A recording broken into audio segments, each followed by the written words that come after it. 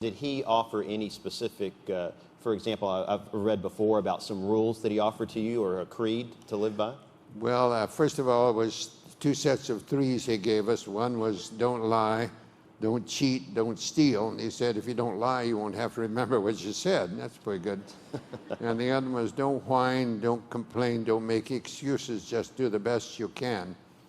And then when I graduated from a small country grade school, he gave me a little card, and on one side was a verse by Reverend Henry Van Dyke that said, 4 things a man must learn to do if he would make his life more true: to think without confusion clearly, to love his fellow man sincerely, to act from honest motives purely, to trust in God and heaven securely.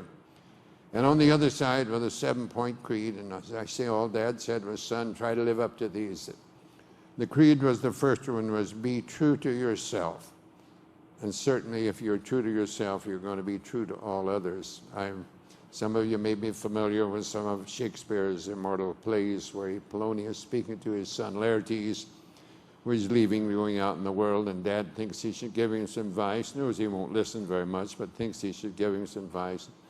And he said, neither a borrower nor a lender be, for loan oft loses itself in friend, and borrowing dulls the edge of husbandry. This above all to thine own self be true, and it must follow as the night the day. Thou canst not then be false to anyone.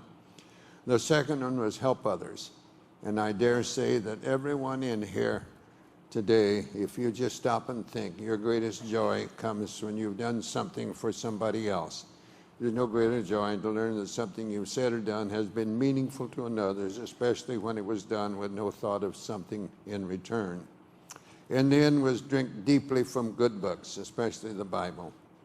And then was make friendship a fine art. You must work at making friends. You must work at making friendship flourish. Don't take it for granted.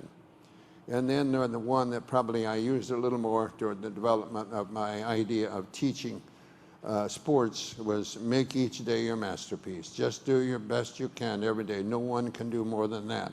They may have more ability, maybe more facilities and other things, but no one can do more than making the effort to do the best of which they can.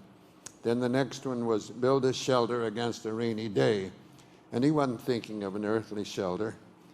When I think of that, I think when Socrates was unjustly imprisoned, facing imminent death, he still faced it with serenity.